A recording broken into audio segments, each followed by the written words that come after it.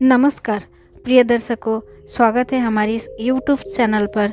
आज की वीडियो है कि महाभारत से हम 11 बातें सीखेंगे। वो 11 बातों को सीख लेते हैं तो हमारी समय कितना भी खराब क्यों ना हो, हमें सफल होने से कोई नहीं रोक सकता। ऐसे क्या है 11 बातें, आइए जानते हैं। महाभारत से मिलता है जो सीख, उसमें पहला है कि युद्ध हमेशा अंतिम निर्णय होना चाहिए।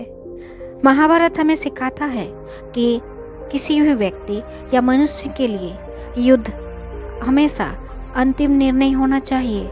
शिशुपाल की बार बार अपमान करने पर भी श्री कृष्ण युद्ध से बचते रहे। जरासंध, कालीवन और बानासुर का आक्रमण को भी छोड़ उन्होंने रणछोड़ कहलाना पसंद किया और वे अंत तक युद्ध टालने का चेष्टा किया। महाभारत से पहले भी कौरवों को शांति दूत बन के समझाने का प्रयत्न किया। सारे प्रयास विफल होने पर ही उन्होंने युद्ध का समर्थन किया था। महाभारत से दूसरा जो सीख हमें सीखने के लिए मिलता है, अधूरा ज्ञान हमेशा खतरनाक होता है। अर्जुन के पुत्र वीर अभिमन्यु ने माँ के कोख में ही चक्रव्यूह में घुसने का ज्ञान प्राप्त कर लिया था, लेकिन उसे निकलने की ज्ञान प्राप्त नहीं हुआ। यह अधूरा ज्ञान ही उसके लिए प्राणघातक साबित हुआ। महाभारत में अभिमन्यु की मौत चक्रव्यूह में घुसने से हुई। इससे हमें ये सीख मिलती है, किसी भी विषय में पूर्ण जानकारी होना आवश्यक है। महाभारत से हमें तीसरी बात सीखने के लिए मिलता है कि जुए और सट्टे से हमेशा दूर रहना चाहिए। महाभारत युद्ध का आधार कौरवों और पांडवों के बीच खेला गया जुआ था, जिसमें पांडव जीत की लालच में सब कुछ हार जाने के बाद अपनी पत्नी द्रौपदी को भी दांव पर लगा देते हैं, जिसके बाद द्रौपदी का चीरहरण ही महाभारत युद्ध का मुख्य कारण बना। चौथा, महाभारत से जो सीखने के लिए मिलता है, संगति का विशेष ध्यान रखें। महाभारत युद्ध का सबसे बड़ा कारण ये भी था दुर्योधन और शकुनी मामा का संगति, जिसमें शकुनी दुर्योधन को बार बार गलत राह पर और छल कपट ही सिखाता था और इसका बड़ा प्रभाव कर्ण पर भी पड़ा। कर्ण दुष्टों के साथ में रहकर द्रौपदी को अपशब्द कहा, जिसका कारण कर्ण को अपना मृत्यु धारण करना पड़ा। दर्शकों, अगर आप जीवन में सफल होना चाहते हो, आगे बढ़ना चाहते हो, तो संगति का विशेष ध्यान रखें। पांचवी बात सीखने के लिए मिलता है कि किसी के अधिकार मत छीनो। महाभारत हमें सिखाता है कि किसी का अधिकार ना छीने। पांडवों का हक का राज छीनकर कौरवों का नाश हुआ, जबकि कर्ण वध करके उसका राजपाट अपने नाना हुसैन को सौंपकर श्री कृष्ण ने प्रसिद्धि प्राप्त की थी। ऐसे में हमें ये सीखना चाहिए कि किसी के अधिकार में हमें हक नहीं जमाना चाहिए। और महाभारत से छठी बात सीखने के लिए मिलती है कि एकलव्य जैसा सीखने का जुनून होना चाहिए। जब महाभारत में एकलव्य को धनुष बाण की विद्या के लिए गुरु नहीं मिला, तो एकलव्य ने संकल्प किया कि वो खुद ही प्रयास किया, उस विद्या पर महारत हासिल किया।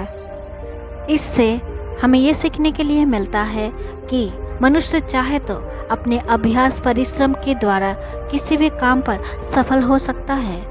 और सातवीं बात सीखने के लिए मिलता है कि कर्म करते रहने की सीख।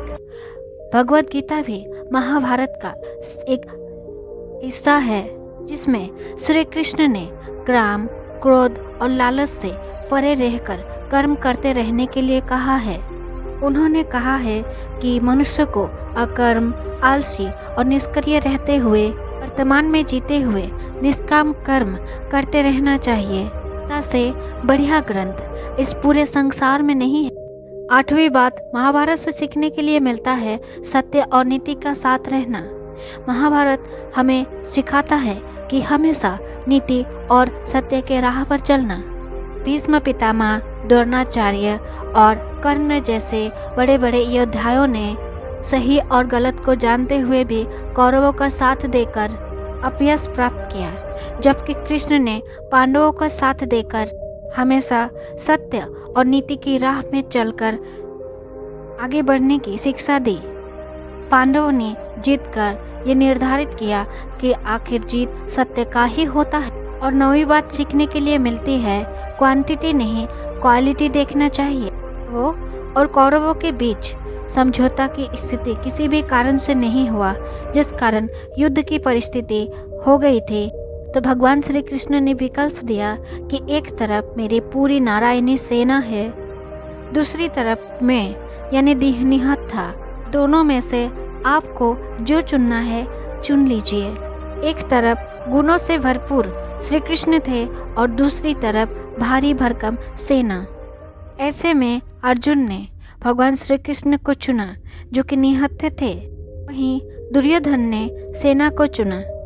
और अंत का जो परिणाम है आप सभी को तो पता ही है। दोस्तों, अगर आपको सफल होना है तो क्वांटिटी नहीं क्वालिटी पर ध्यान दें। और 10वीं बात सीखने के लिए मिलती है कि जीवन में हमेशा संघर्ष बना रहेगा। महाभारत में हमेशा पग पग पर संघर्ष दिखाया गया है। प्रत्येक क्षेत्र में संघर्ष ही संघर्ष दिखाए गए हैं। अम्बे का या अम्बालिका का संघर्ष हो या फिर गंगा पाने के लिए शांतनु का संघर्ष हो या उन दोनों को पाने के लिए भीष्म पितामह का संघर्ष हो, युवराज पाने के लिए दुर्योधन का संघर्ष हो या फिर सम्मान पाने के लिए कर्ण का संघर्ष हो या दिव्य अस्त्र पाने के लिए अर्जुन का संघर्ष हो। इस कथा का शुरुआत संघर्ष से ही हुई है। जीवन में चाहे कैसी भी परिस्थिति क्यों ना हो, संघर्ष से कभी हार नहीं माननी चाहिए। 11वीं और सबसे महत्वपूर्ण बात जो सीखने के लिए मिलती है, हमेशा सोच समझ कर ही बात करें। हमारे बोले गए द्वारा ही बात कर्म होते हैं। इंद्रप्रस्थ में रानी द्रौपदी द्वारा दुर्योधन का अपमान कहीं न कहीं महाभारत युद्ध का एक कारण था। हस्तिनापुर की राज्यसभा में कर्ण द्रौपदी का अपमान करता है। उसी शब्द के कारण कर्ण पाप का भागीदार बन गया और कर्ण जीवन भर इस बात के लिए पछताता रहा। लेकिन ये तो आप सब जानते हैं कि वान से लिखी हुई तीर और मुंह से निकले हुए शब्द कभी वापस नहीं आते। इसलिए आप जब भी बोले सोच समझ कर बोले।